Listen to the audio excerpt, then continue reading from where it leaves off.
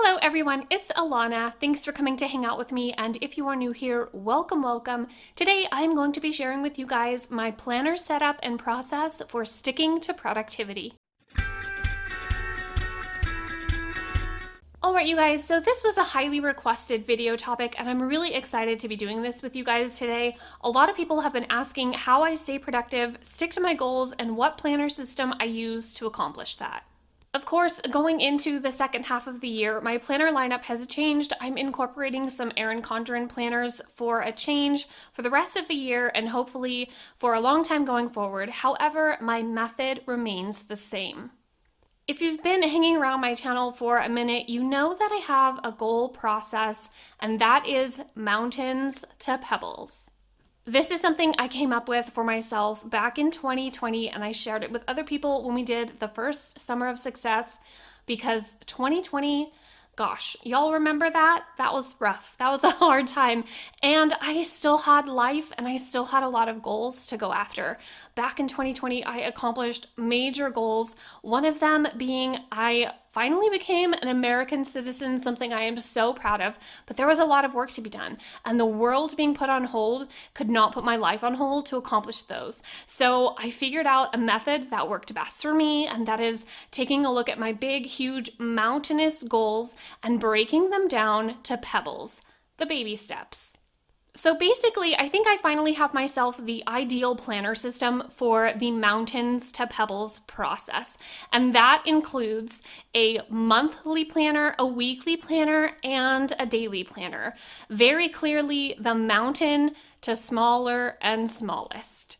But of course, the main key in being productive and going after your goals is to really want to do it. It doesn't always have to be perfect. It doesn't always have to be this major to-do, major put-on, but we do have to have some momentum and some progress. The perfect planner system is not going to work without that. I know I personally get overwhelmed when I'm taking a look at my big, huge, mountainous goal, and I do try to make it a momentous thing every single day. It's just not feasible. It's not possible, and I know it's not possible for all of you guys either. So we're going to start with the first step that I take. I'm going to put these aside for now, and we're going to go into my daily passion planner. So I start out each quarter of the year by going into my daily passion planner and creating the ideal day. Of course, it is absolutely not realistic to expect to have the ideal day every single day, but this is something to shoot for. This is something to refer back to. This is something to get us back on track if we fall off. And it's just imagining what the ideal day would look like. And of course, if we're writing down our goals, our dreams, our plans, we are more likely to fulfill that and stick to it. So I'm gonna, of course, decorate this up a little bit with you guys, and then I will go ahead and fill it in and come back and share with you what my ideal day looks like. So I'm gonna start by putting some washi tape just across the top here to kind of set the color scheme theme for this page. Is it necessary to decorate it? No. Does it motivate me and make me feel happy when I come back regularly to check on this? Absolutely. That's why I do it. So basically, this serves as a written vision board just for the pebbles. This is not something that's going to overwhelm me when I come back to check on it. It's just the small steps, the baby steps, the daily movement toward my big goals. So just a few decorations to make it even more motivating and encouraging, but it's important that you put somewhere on there that it is the ideal day. It's not the everyday, it's not what's expected, it's what we try our best to reach for. And if that doesn't happen, that's okay. I love this one that says radiate positivity. That's really cute. And then one more over here. This one says girl almighty. I love that so much. Okay, so that's probably it for the decorative. I'm going to write in all the things for my ideal day and come back and share that with you guys. And there it is, my ideal day. So keep in mind, this is an ideal day for me. I completely understand not everybody is a housewife, homeschool mama, content creator, writer like I am. So everybody is going to have a different ideal day. Some people have the same schedule every day of the week. They have to go to work outside of the home.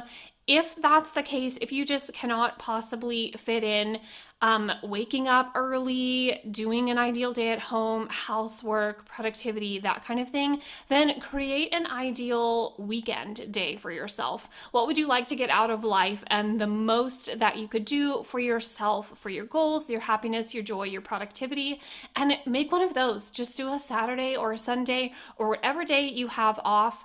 I know that some of us, when we get a day off, we really just want to rest. Rest is super important. But also, if you have goals and dreams, make the time to go after them.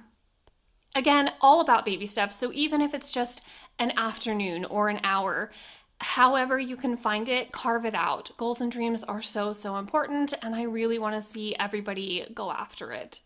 So let's go over mine really quick. My ideal day. Wake up with the first alarm, start the day with positivity, meaning no groaning and grumbling and saying that I'm going back to bed, or complaining about the weather.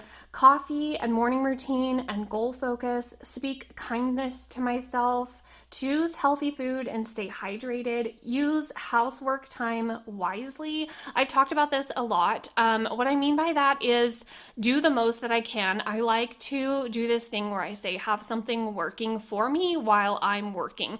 So meaning if I can have the washing machine and the dryer and the dishwasher running while I am cleaning other parts of the house, I will get those going first.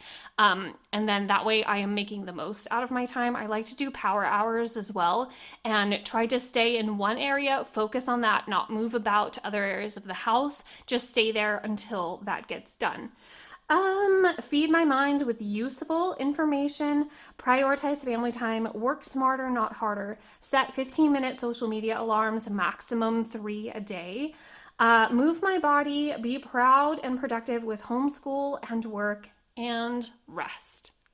Over here, I just have like this focus section, what would be the best outcome for every single day, and then a time blocking schedule. So right now we are doing summer school. We're not on summer break. We homeschool. We are doing summer school. The kiddos have a little bit of a different schedule than we normally do throughout the rest of the year.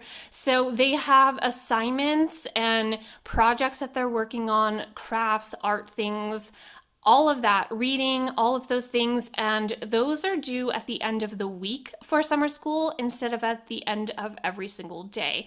So it's teaching them to self-motivate, to choose to prioritize work at the start of the week. That way they can enjoy the end of the week a little bit more. So I have more free time to work on things, but as we go into the fall, that's going to swap back to our regular homeschool routine. That's why it says homeschool or housework. Again, ideal day. It's unrealistic to think that I would have this day every single day. Lots of things happen. I get migraines. I have chronic asthma. Life happens. So I just like to have this as a reminder and something to work toward. A list of my baby steps and the little things that I can at least try to do as often as possible. So once I have this, then I list my mountain goals and dreams in a monthly planner. So I'm not going to go into this too much because I already did a video on my channel setting up my monthly planner, but I will just share with you guys my July monthly. I think I actually have made some changes to this since the last I was planning with you guys in this space. But this is where I will be, again, keeping track of baby steps, but with my eye on the mountainous goals. 2 huge goals that I have for the month of July is to participate in and complete Camp NaNoWriMo.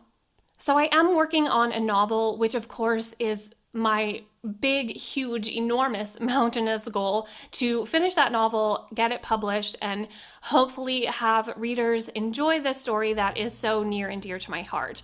Also, I really need to prioritize walking and my health in the month of July. This is not a weight thing, this is a health thing. At the start of the year, I really fell off of all of my goals, all of my productivity, because I couldn't breathe. I have chronic asthma. I also have a reflux disease, which separately, those two are fairly manageable, but when you combine them, it's hell.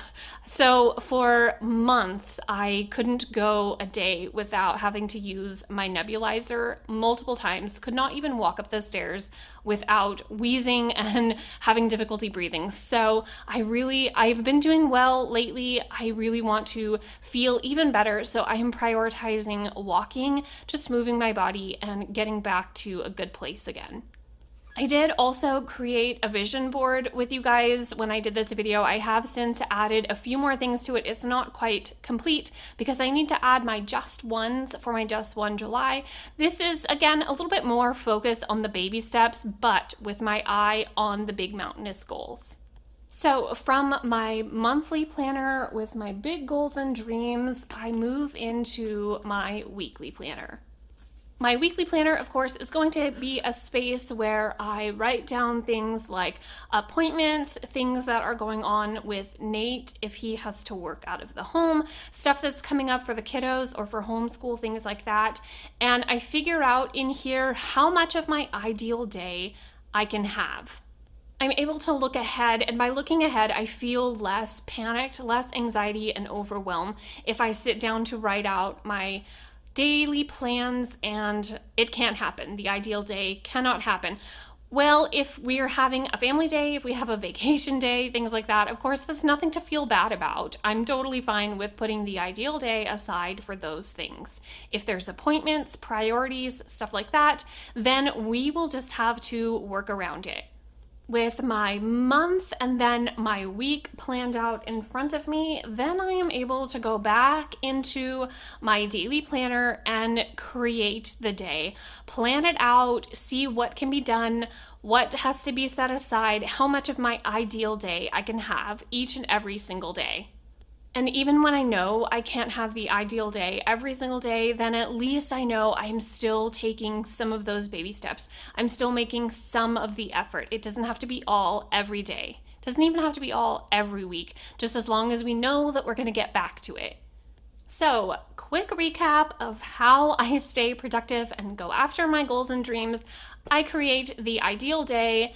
I track my month, what's coming up, what's my huge goal, how do I need to stay on track, what am I looking forward to, what do I have to account for, and then, of course, I include that and plan for that every single week. And then I take it back here to this planner again, and I plan my day, I design my day, I work around and with everything that's going on, and I do just the very best that I can in baby steps. Again, you guys, this is my ideal plan, my goals, my dreams, how I go after them. Everybody's going to be different. What we can do, what we cannot do, our limitations, or where we excel and thrive is going to be personal to our own. I wanted to make this because, like I said, this was highly requested, and also just to give some ideas, maybe some motivation, maybe a different way to look at planning and give it a try for something new. Either way, I hope this helps you or inspires you. If you have any questions about planning and productivity, you can leave those down in the comments below, and I would be more than happy to catch up with you guys there. Thanks so much for hanging out with me for this one, you guys. If you want to go after your goals and dreams for the remainder of the year, we would love to have you join us for the Summer of Success. I have a bunch of information over on my Instagram and in previous videos that I will list down in the description for you guys as well. But that's all for this one, you guys. I will see you in my next one. Tell your dog I said hi. Bye, guys.